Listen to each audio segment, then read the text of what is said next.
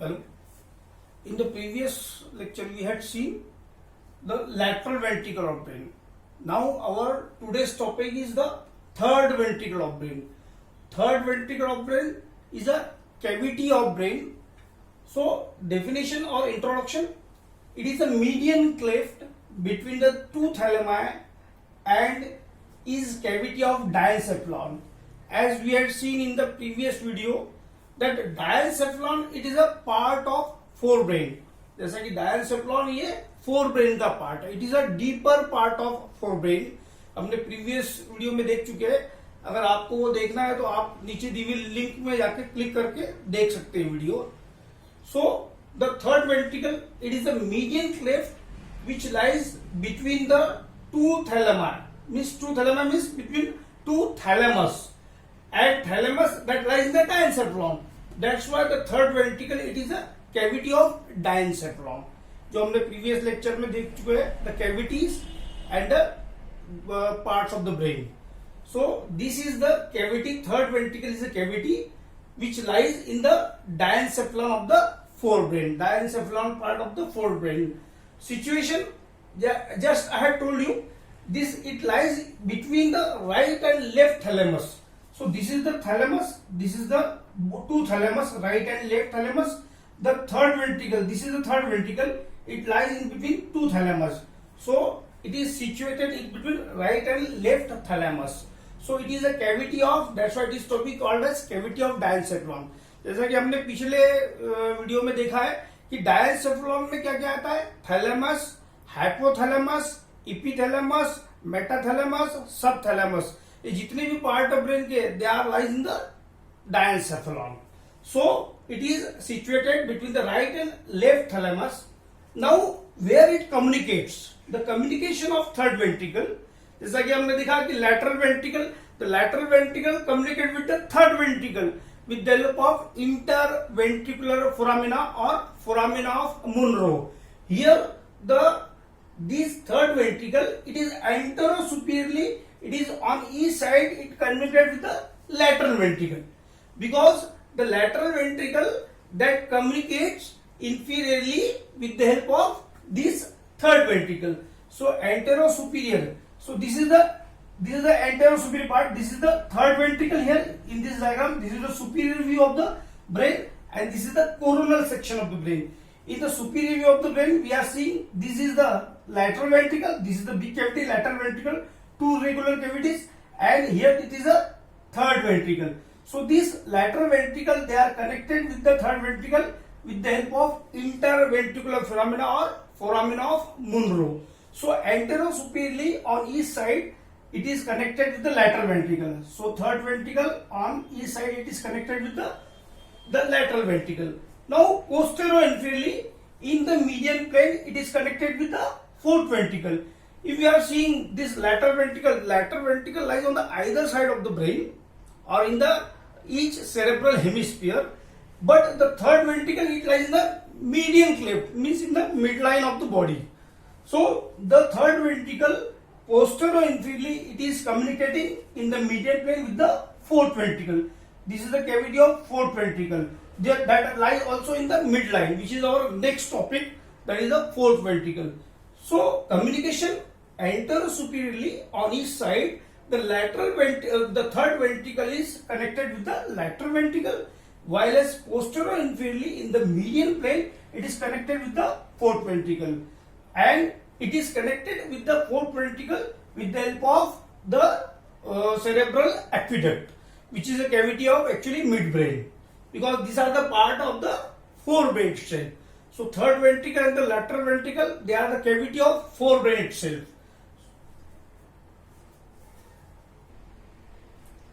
Now we will see the recesses of third ventricle. Recesses means these are the extension of cavity. So the third ventricle, this is the cavity of third ventricle, it extends some places and that extension is called as recesses of third ventricle. So there are four recesses of third ventricle. Number one is the suprapineal recess. So this suprapineal recess, it lies above the pineal gland. This is the pineal gland which lies on the posterior part of the third ventricle above the pineal gland, this is the suprapineal recess. So first recess is the suprapineal recess, which lies above the pineal gland. The pineal gland lies on the posterior part of the, or it forms the posterior wall of the third ventricle. So above it there is a recess called as suprapineal recess. The second one is the pineal recess. This pineal recess means the pineal gland just above the pineal gland or just in front of the pineal gland. There is a recess called as pineal recess. So second one is the pineal recess. These both suprapineal and the pineal recess lie on the posterior part or posterior wall of the third ventricle. Now we will see the infundibular recess. See, this is the hypophysis cerebri, means pituitary gland. It is one of the very important endocrine gland of body called as pituitary gland or hypophysis cerebri. So there is a recess just behind the hypophysis cerebri or just above the hypophysis cerebri, that is to be called as infundibular recess. So this is the third recess, or it is a third extension of the cavity of third ventricle. The next is the optic recess. This optic recess, this is the optic chiasma. This is called an optic chiasma, which lies above this hypophysis cerebri. So just over behind the optic chiasma, there is some recess lies, and that is to be called as optic recess. So we had seen the extension of the cavity of third ventricle. So it extended at four places. The suprapineal recess. So this is the suprapineal recess. The pineal recess, just in front of the pineal gland or pineal body, the recess that lies, that is called as pineal recess. Infundibular recess, it lies just recesses near this hypophysis cerebri gland or the pituitary gland. And the optic recess, which just lies behind the optic chiasma. This is the optic recess. So these are the four recesses which are found in third ventricle. Now we will see the boundaries of the third ventricle.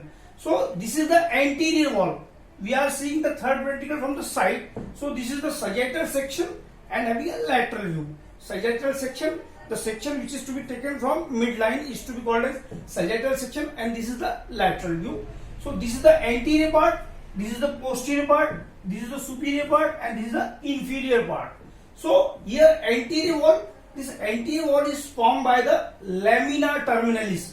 See the line which joining the anterior commissure and the optic chiasma, this one, this is to be called as lamina terminalis, which lies on the anterior wall. So the anterior wall is formed by lamina terminalis, anterior commissure, the extension of the corpus callosum. This is the part of the corpus callosum called as rostrum. So just below the rostrum there is this anterior commissure lies. So anterior commissure, it lies just below the rostrum of the corpus callosum and the anterior column of fornix. So here this is the fornix, this one is the fornix, this is the fornix, and the anterior column of fornix lies forming the anterior wall. Now we will see the posterior wall, how the posterior wall is formed. Just I had told you just that the pineal body lies on the posterior wall. So this is the posterior wall, the pineal body, this is the pineal body, and the just below the pineal body there is a posterior commissure. Just below the pineal body there is a posterior commissure. Anterior there is a anterior commissure, posterior there is a posterior commissure, and below the posterior commissure there will be the cerebral aqueduct. This cerebral aqueduct is the cavity of midbrain. Now we are seeing the cavity of forebrain, and the third ventricle is the cavity of forebrain, which lies in the diencephalon part of the forebrain. So this cerebral aqueduct which lies postero-inferiorly. So pineal body, posterior commissure, and the cerebral aqueduct, they are the forming the posterior wall of the third ventricle. Now we will see how the roof is formed. This roof, there is a tela choroida. This tela choroida, it secretes the cerebrospinal fluid. So tela choroida of the third ventricle lies in the roof of the third ventricle, which form the roof of third ventricle. That is to be called as tela choroidea. Now we will see the floor of the third ventricle. How the floor is formed. This floor of the third ventricle, it is formed by the optic chiasma or optic chiasma. This is the optic chiasma. This is forming the floor. Infundibulum, this space between the optic chiasma and the hypophysis cerebri, is called as infundibulum. So second structure is infundibulum. Third structure is mammillary bodies. See, this is the mammillary body. This is mammillary body which form the floor of the third ventricle. The fourth one is the perforating, posterior perforating substance. This dotted one is the posterior perforating substance, and the last one is the tegmentum. So this part is called as the tegmentum. This is the part which lies behind the posterior perforating substance is called as tegmentum. So the floor is formed by the optic chiasma. This is the optic chiasma. Infundibulum. This is the infundibulum. Then mammillary body. This is the mammillary body. Posterior perforating substance. This dotted one is the posterior perforating substance, and the posterior part of the posterior perforating substance, that is the tegmentum. So this is called as the tegmentum. Now, how the lateral wall is formed? See, we had seen that this third ventricle, it is a cavity which lies in between two thalami. So lateral, definitely there is a medial surface of thalamus will come. So laterally it is bounded by on either side by the thalamus. So definitely the medial surface of thalamus will come laterally, and also the part of hypothalamus. So these two structure that forms the lateral wall, that is the medial surface of thalamus and the hypothalamus, which is not seen in this figure because this is the sagittal section and lateral view. So the lateral wall is removed. So after removing the medial surface of thalamus and the hypothalamus, we are seeing this view. That's why the lateral wall is not seen in this diagram. Now we will see the applied part. See, the third ventricle, it is a very small cavity and it gets easily obstruction. So obstruction may cause raise in the intracranial pressure in adult, while as in the children it causes hydrocephalus. So it is a very small cavity and it easily get obstructed. So obstruction of this third ventricle, that will cause the raised intracranial pressure in adult, and while in children it causes hydrocephalus, means collection of fluid. Then the second one, tumor. So the tumor in the lower part of the third ventricle, tumor especially in the lower part of the third ventricle, that gives rise symptom like that of diabetes mellitus, obesity and other disorder extra. So the tumors are more common in the lower part of the third ventricle, that gives rise symptom like that of diabetes and the obesity. Thank you.